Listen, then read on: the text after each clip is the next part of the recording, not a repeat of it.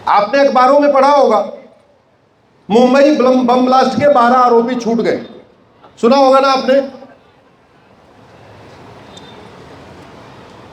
मुंबई में 2006 में bomb blast हुआ। आपको कुछ मैं ऐसी बात बता रहा हूं जो मीडिया वाले बताए नहीं। उस बम ब्लास्ट की क्रोनोलॉजी समझिए। बम ब्लास्ट किया गया मंगलवार के दिन 11 जुलाई को। बम ब्लास्ट किया गया शाम को 6:30 बजे, जिससे ऑफिस से लोग लौट रहे हो। बम ब्लास्ट चालू डब्बे में नहीं किया गया। मुंबई जो लोकल ट्रेन होती है, उस पूरी ट्रेन में एक कोच या 2 कोच फर्स्ट क्लास के भी होते हैं। तो सारे के सारे बम ब्लास्ट चालू डब्बे में नहीं किए गए, क्योंकि चालू डब्बे में बम ब्लास्ट करते तो हो सकता है चालू डिब्बे में मिक्स पॉपुलेशन होती है, तो चालू डब्बे में बम नहीं रखा, फर्स्ट क्लास में बम रखा। क्यों? क्योंकि फर्स्ट क्लास के कोच में सीए चलते हैं, आर्किटेक्ट चलते हैं, इंजीनियर चलते हैं, डॉक्टर चलते हैं, व्यापारी चलते हैं, अग्रवाल चलते हैं, जैन चलते हैं, माहेश्वरी चलते हैं, मारवाड़ी चलते हैं, पत्रकार चलते हैं, खासतौर पे गुजराती चलते हैं। और सारा का सारा बम ब्लास्ट जो गुजरात वाली लाइन है, जिसको वेस्टर्न लाइन बोलते हैं, उसी लाइन पे किया गया मंगलवार का दिन शाम को 6:30 बजे, और फर्स्ट क्लास ये चुना गया। जैसा बम ब्लास्ट मुंबई में हुआ था, ऐसा ही 2004 में स्पेन में हुआ था। मैड्रिड बम ब्लास्ट, आप लोग गूगल करके देखना, मैड्रिड बम ब्लास्ट। मैड्रिड में जिन लोगों ने बम ब्लास्ट किया, उसमें 21 लोग पकड़े गए। 40,000 साल की सजा हुई। एक एक जिहादी को कितने साल की, जोर से बोलिए? 40,000। दोबारा मैड्रिड में, स्पेन में दोबारा कोई बम ब्लास्ट करने की जरूरत करेगा क्या? जोर से बोलिए। अगले साल 2005 में लंदन में ट्रेन में बम ब्लास्ट हुआ, सुबह के टाइम बम ब्लास्ट हुआ। सभी जितने जिहादी थे सबको आजीवन कारावास, अंतिम सांस तक जेल में ही सड़ना पड़ेगा। जज ने यह ऑर्डर किया। और 2006 में मुंबई में हुआ, और मुंबई में पकड़े कुल कितने गए? 12। यहां मीडिया के बंधु बैठे हैं, मैं कुछ आप इसकी टेक्निकल बात बता रहा हूं। जब से ये 12 के 12 आरोपी छूट गए हैं, सारे लोग अपनी भड़ास निकाल रहे हैं जज के ऊपर। लेकिन जज ने बरी क्यों किया, मैं उसका कारण बताता हूं। 2006 में महाराष्ट्र में कांग्रेस की सरकार थी। कांग्रेस की सरकार ने मुंबई बम ब्लास्ट की पूरी जांच एटीएस को सौंपा। एटीएस ने 3 महीने के अंदर, 4 महीने के अंदर अपनी रिपोर्ट दे दिया, और यह बोला कि इसको आईएसआई ने लश्कर-ए-तोयबा के साथ मिलके भारत के सिमी के सहयोग से किया है। एटीएस ने यह भी बताया ये बम ब्लास्ट कुकर में रखे गए थे, और मुंबई में कोई गोवंडी एरिया है, वहां ये सारे के सारे बम रखे गए। एटीएस ने 3-4 महीने के अंदर अपनी पूरी जांच पूरी कर दी। खेला उसके बाद शुरू हुआ। जब एक बार जांच पूरी हो गई तो दोबारा जांच की जरूरत थी क्या? जोर से बोलिए। नहीं। 2008 में महाराष्ट्र की उस समय की कांग्रेस की सरकार ने इस जांच को क्राइम ब्रांच को दे दिया।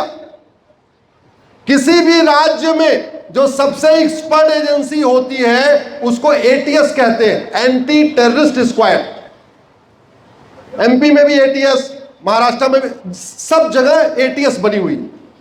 एटीएस की जांच ने जब सारा कुछ कह दिया था, 12 लोगों को पकड़ लिया, बम कहां बनाए गए वो स्थान ढूंढ लिया, वो कुकर ढूंढ लिया, वो जगह ढूंढ लिया, असेंबली कहां हुई, सब कुछ पकड़ लिया, तो दूसरी जांच की जरूरत थी क्या? नहीं। लेकिन 2008 में महाराष्ट्र की सरकार ने उस जांच को क्राइम ब्रांच को दे दिया। यह पहला ऐसा केस है जहां एटीएस जांच करने के बाद क्राइम ब्रांच को दिया जा रहा है। होता उल्टा है, क्राइम ब्रांच की जांच को एटीएस को दिया जाता है, यहां एटीएस की जांच को क्राइम ब्रांच को दिया जा रहा है। और क्राइम ब्रांच जांच करके कह रही है ये जो मुंबई में बम धमाके हुए, इसको इंडियन मुजाहिदीन ने किया है। सिमी का नाम गायब हो गया, और कहा ये गोमंडी में नहीं, ये तो बम सिवरी में मिला था। सिवरी एक जगह है वहां।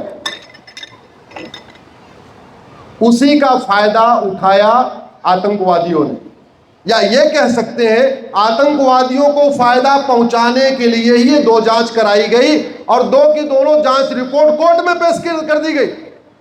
अरे कोर्ट में जाना भी था तो कम से कम एक रिपोर्ट पेश करते, या तो एटीएस की पेश करते या तो क्राइम ब्रांच की पेश करते। दो की दोनों रिपोर्टें कोर्ट में पेश कर दी गई। यहीं से आतंकवादियों को मौका मिल गया।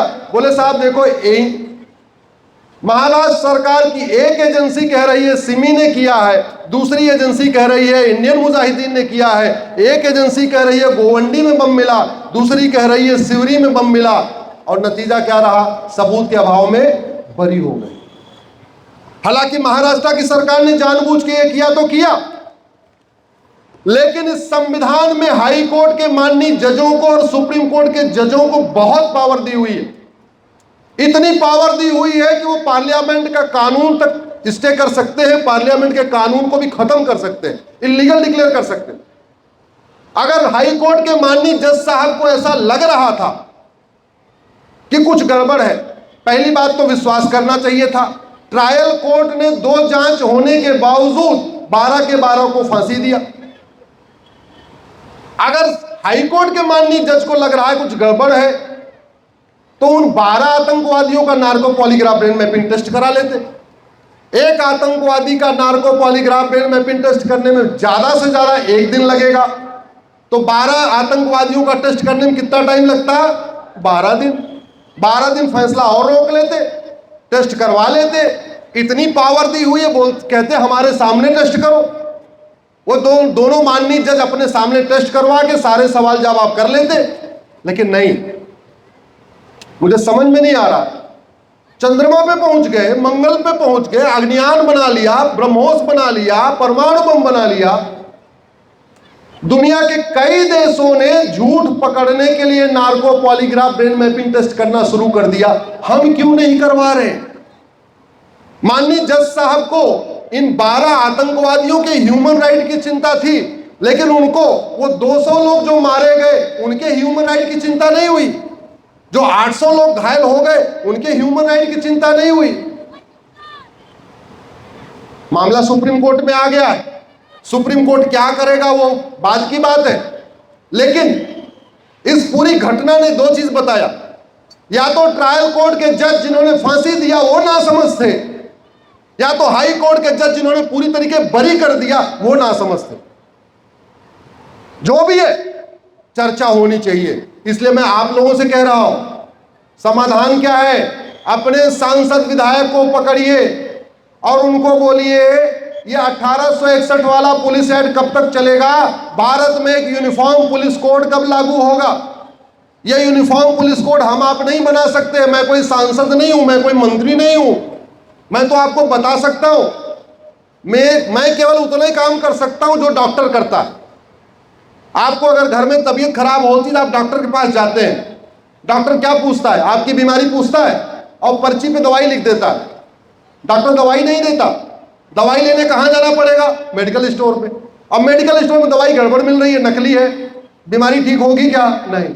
समाधान पुलिस रिफॉर्म, जुडिशियल रिफॉर्म। जिस दिन भारत में झूठ को गंभीर अपराध घोषित कर दिया जाएगा, झूठ पकड़ने के लिए नार्को पॉलीग्राफ ब्रेन मैपिंग कानून बन जाएगा, उस दिन से यहां पे अपराध कम होना शुरू हो जाएंगे, अपराधियों में खौफ पैदा हो जाएगा।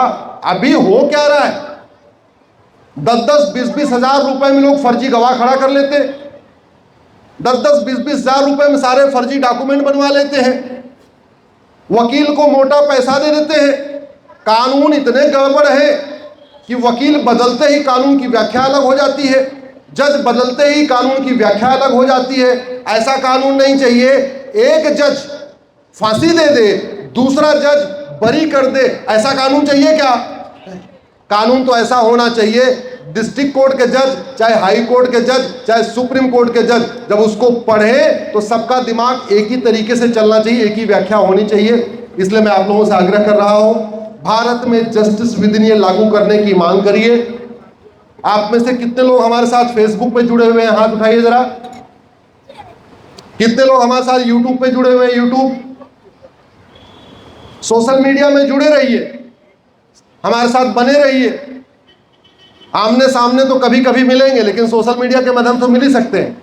लेकिन मैंने कहा मैं बीमारी की दवाई बना नहीं सकता, मेरे पास वो सामर्थ्य नहीं है। दवाई कौन बनाएगा? सांसद और विधायक। उनको पकड़िए, दवाई अच्छी होगी तो बीमारी ठीक होगी, और दवाई गड़बड़ होगी तो बीमारी चलती रहेगी।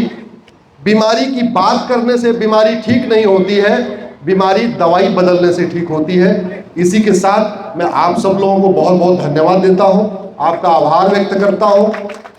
आप लोगों ने इतनी देर सुना, आप सबको बहुत बहुत धन्यवाद देता हूं। आपने इतना अच्छा आयोजन किया कार्यक्रम का, मैं आयोजकों को धन्यवाद देता हूं। एक बार मेरे साथ खड़े हो जाइए, एक मैं नारा लगाता हूं, आपको पीछे पीछे बोलना है, हमें चाहिए आजादी। पूरी ताकत के साथ बोलना है। आज तो भगवा भी है, त्याग का प्रतीक भगवा भी है। ओ भाई पीछे वाले आगे आ जाओ, आपकी फोटो नहीं आएगी ऐसे, सबका चेहरा दिखना चाहिए। आप जरा इधर आ जाओ, क्या नाम है, इधर कैमरा ले आओ, इधर ले आओ, यहाँ ले। बस बस कोई बात नहीं, बस आ जाए, जल्दी लाओ जल्दी लाओ। यहां से लो पूरी फोटो। आपको बोलना है हमें चाहिए आजादी, गुलामी के नाम से। ऐसा बोलो कि एकदम कान फट जाए, जो गूंगे हैं उनका मुंह खुल जाए, जो बहरे हैं वो सुनने लगे, और जो अंधे हैं वो। आपको यही काम करना है, अंधे बहरे गूंगे सांसद विधायक को जगाना है। गुलामी के नाम से, गुलामी के निशान से, गुलामी की कुरीतियों से, गुलामी की कुप्रथाओं से, गुलामी की शिक्षा व्यवस्था से, गुलामी की पुलिस व्यवस्था से, गुलामी की न्यायिक व्यवस्था से, गुलामी की टैक्स व्यवस्था से, लब जिहाद लैंड जिहाद से, धर्मांतरण कराने वाले जिहादियों से, धर्मांतरण कराने वाले घुसपैठ मिशनरियों से,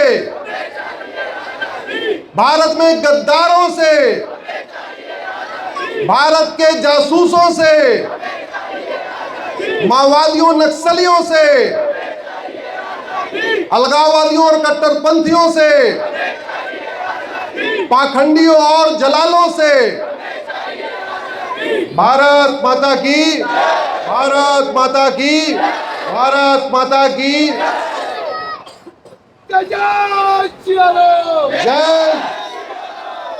जय श्री राम, राधे श्याम, राधे श्याम। अयोध्या में मंदिर बन गया है, अगला लक्ष्य हमारा काशी और मथुरा है, इसलिए सब लोग राधे श्याम करते रहिए। धन्यवाद।